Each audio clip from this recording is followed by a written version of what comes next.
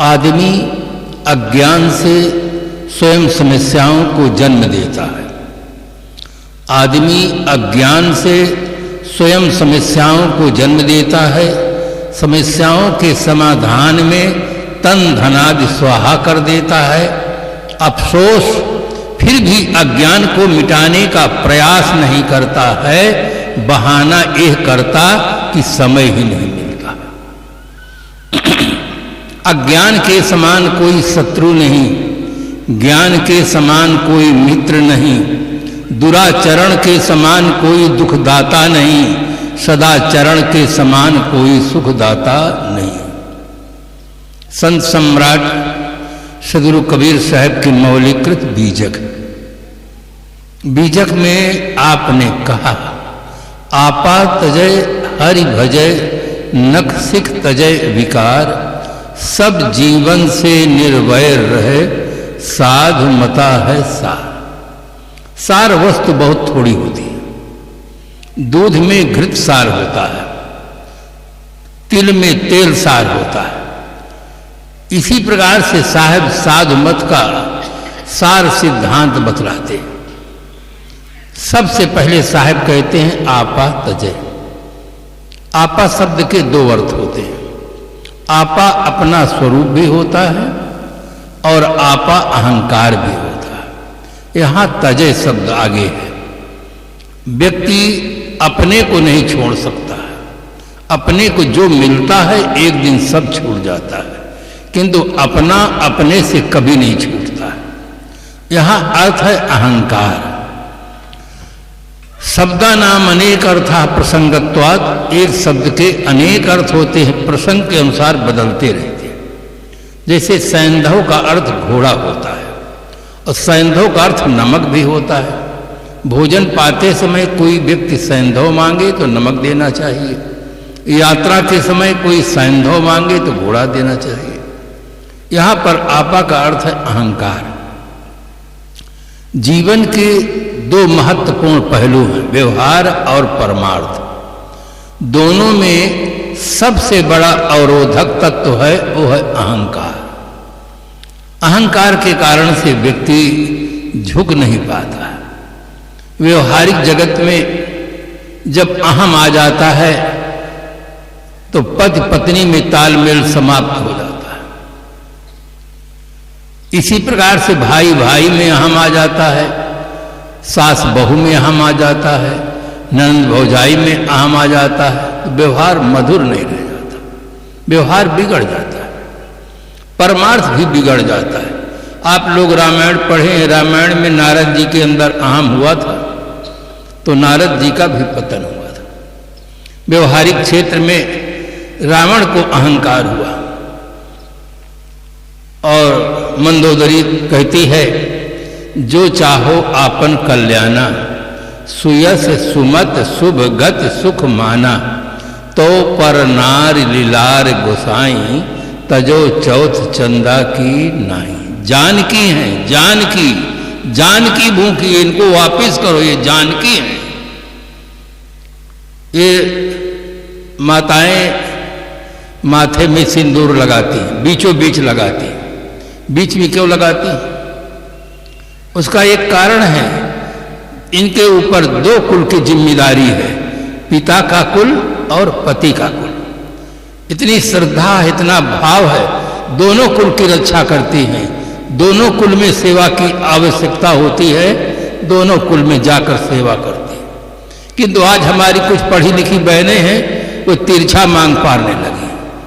वो कहती है, न हम पति के कुल के हैं न पिता के कुल के, हमारा कुल अलग चलेगा। रेलवे में आप देखते हैं, चाहे लोकल गाड़ी हो चाहे सुपर फास्ट हो, अगर लाल झंडी दिखा दी जाए तो गाड़ी वाला ड्राइवर ब्रेक करके गाड़ी को रोक लेता है। लाल झंडी ये खतरे की निशान है। ये माताएं लाल झंडी लिए हैं, देखो बीच में मांग पा रही हुई, ये खतरे की निशान है। वो समझाती है मंदोदरी कि जो चाहो आपन कल्याणा, सुय से सुमत शुभ गति में सुखमाना, तो पर नार लीलार गुसाई, तजो चौथ चंदा की नाई। इनको छोड़ो। पर तो रावण अहंकार के कारण से कुछ सुनता ही नहीं। जो व्यक्ति अहम से भरा होता है वो किसी को नहीं मानता है। दुर्योधन को भगवान कृष्ण जाकर समझाते हैं कि पांडवों को 5 गांव दे दो, बाकी सब ले लो, ये अपना गुजर कर लेंगे। दुर्योधन कहता है केशव, बिना युद्ध के सुई की नोक तक नहीं देंगे, आप 5 गांव देने की बात करते, नहीं दिए। अंतिम में सुई की नोक तक नहीं पाए, 100 भाई थे, सब के सब मारे जाते, सब रोते। व्यवहारिक क्षेत्र में अहम सबसे बड़ा अवरोधक तत्व और अहम के तमाम उदाहरण पाए जाते हैं। अहंकार के कारण से व्यवहार बिगड़ जाता है, परमार्थ भी बिगड़ता है। कितने लोग के अंदर इतना अहम है कि हमारे पास रहने के लिए आलीशान बंगला है, कल कारखाने हैं जीविकोपार्जन के लिए, समाज में हमारा सम्मानित स्थान है, हम संतों के पास गुरुजनों के पास क्या करने जाएं। किंतु बंधुओं याद रहे, धन से आप अच्छे बंगले में रह सकते हैं, अच्छे गाड़ी में घूम सकते हैं, अच्छे कपड़े पहन सकते हैं, अच्छी चीजों को आप देख सकते हैं, किंतु धन से बंधुओं अपने जीवन को निर्विकार नहीं बना सकते। अगर हमें मकान अच्छा बनाना है तो हमें धन चाहिए, और जीवन अच्छा बनाना है तो अच्छे विचार चाहिए। अच्छे विचारों के अभाव में कोई भी आदमी अपना अच्छा जीवन नहीं बना सकता। जैसा बीज होता है वैसा पौधा होता है, और जैसा पौधा होता है वैसा उसमें फूल और फल भी लगते हैं। अगर हम खेत में चना का बीज बोते हैं तो चना का पौधा होता है और उसके अनुसार ही सब होता है। इसी प्रकार से जीवन में आदमी के जैसे विचार होते हैं वैसे ही कर्म होता है। संत सम्राट सदगुरु कबीर साहब ने संसार की सबसे बड़ी समस्या का समाधान इतना सरल शब्दों में किया है। उन्होंने कहा, जो रहे करवा सो निकरे टोटी। आज के युग में हमारे राजनेता भी परेशान हैं और अधिकारी गण भी परेशान हैं कि आदमी चोरी करना बंद कर दे, हत्या करना बंद कर दे, बलात्कार करना बंद कर दे, समाज में सुव्यवस्था रहे, शांति रहे। किंतु सरकार कानून बना सकती है, प्रशासन के द्वारा पकड़ सकते हैं, जेल में व्यक्ति को बंद कर सकते हैं, और न्यायाधीश केवल सजा सुना सकते हैं। किंतु जिस खराबी के कारण से आदमी चोरी, हिंसा, बलात्कार करता है उसको ये कोई मिटा नहीं सकते। न संविधान से मिटा सकते हैं, न जेल से बंद करके मिटा सकते हैं, न फांसी की सजा देकर मिटा सकते हैं, व्यक्ति को मिटा सकते हैं। किंतु जिस खराबी के कारण से आदमी गलत करता है उसको नहीं मिटा सकते, वो कानून से मिटता ही नहीं है। भीतर आदमी के अंदर परिवर्तन हो जाए, उसके मानसिक स्थिति में परिवर्तन हो जाए और उसकी बात परख के आ जाए ठीक से, तो जीवन भर के लिए वो व्यक्ति सज्जन बन जाता है, धर्मात्मा बन जाता है, सारे गलत कर्मों को छोड़ देता है। भीतर की स्थिति जब तक ठीक नहीं होगी तब तक नैतिक स्थिति ठीक नहीं हो सकती है। इस समाधान के लिए साहब ने बहुत सुंदर उदाहरण दिया कि जो रहे करवा सो निकले टोटी। कितना सरल समाधान है, साधारण से साधारण व्यक्ति भी समझ सकता है। करवा एक टोटी वाला लोटा होता है, अगर उसमें हम पानी भरते हैं तो टोटी से पानी निकलता है। अगर करवा में दूध भरते हैं तो टोटी से दूध निकलता है। करवा में घी भर देते हैं तो टोटी से घी निकलता है। तात्पर्य ये है कि जो करवा में होता है वही टोटी से निकलता है। करवा में पानी भर दे तो टोटी से दूध नहीं निकल सकता है। करवा में जो होगा वही टोटी से निकलेगा। इसी प्रकार करवा क्या है? आदमी का मस्तिष्क, ये करवा है। आदमी के जैसे विचार होते हैं इंद्रियों के माध्यम से वैसे ही कर्म होते हैं। अगर कर्म को हमें बदलना है तो हमें अपने मस्तिष्क के बदलना होगा, विचारों को बदलना होगा। जब विचार बदल जाएंगे, भीतर की स्थिति बदल जाएगी, तब बाहर परिवर्तन होता है। इसके लिए बहुत सरल उदाहरण दूं जिसे हमारी माताएं भाई भी आसानी से समझ सकें। एक बार अकबर बादशाह और बीरबल दोनों प्रातःकाल घूमने निकले थे। प्रातःकाल की हवा अनेक रोगों की दवा। स्वास्थ्य की आवश्यकता राजा, रंक, फकीर सबको होती है, क्योंकि स्वस्थ आदमी ही अच्छी तरह से राग कर सकता है, विराग कर सकता है, भौतिक विकास कर सकता है, आध्यात्मिक विकास कर सकता है। इसीलिए कहा गया कि हेल्थ इज वेल्थ, तंदुरुस्ती हजार नियामत। घूम रहे थे, बादशाह के मन में एक चिंतन हुआ कि बीरबल मेरा कर्मचारी है, जब देखो तो हंसता रहता है, मुस्कुराता रहता है। बीरबल को कभी क्रोध करते नहीं देखा गया है। जो व्यक्ति फोटो आप लें और वो व्यक्ति हंसता हो, मुस्कुराता हो, बहुत सुंदर फोटो आता है। बादशाह के मन में चिंतन होता है कि कोई चीज प्रयोग करें और बादशाह बीरबल को क्रोध आए तो देखे इसका चेहरा कैसे लगता। जा रहे थे, बीरबल पीछे था, कुछ पता नहीं कि बादशाह के मन में क्या हो रहा। आगे जाते हुए दूर दृष्टि पड़ी और बिना ठीक से प्रयोग किए, बिना ठीक से समझे प्रयोग कर बैठे। बादशाह ने कहा बीरबल, उसने कहा जी हुजूर। बादशाह ने तुरंत कहा तुम्हारे मुंह में बिस्टा। बीरबल हाजिर जवाब, तुरंत उत्तर दिया सरकार के मुंह में घी और शक्कर।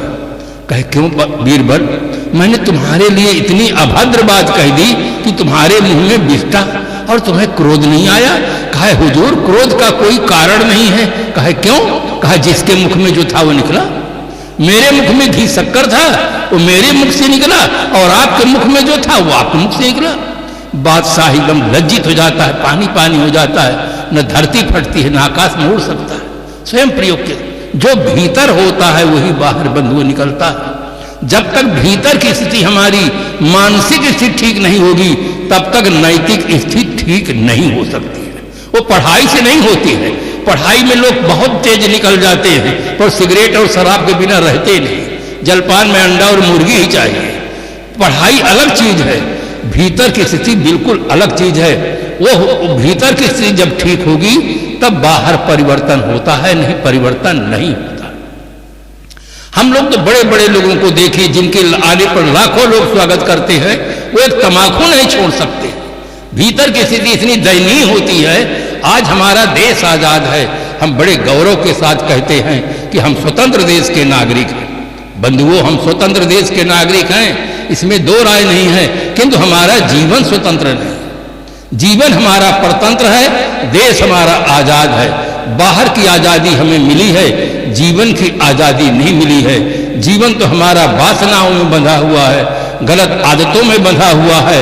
हम इतने लाचार हैं कि दम टूट सकता है, सिगरेट और शराब नहीं छोड़ सकता है। आदत से लाचार है, वासनाओं से लाचार है। सबसे पहले आदमी को जीवन को आजाद बनाने का पुरुषार्थ करना चाहिए। जीवन गुजर के लिए धन कमाना चाहिए और जीवन को आजाद बनाने के लिए मन इंद्रियों को सुबस रखना चाहिए।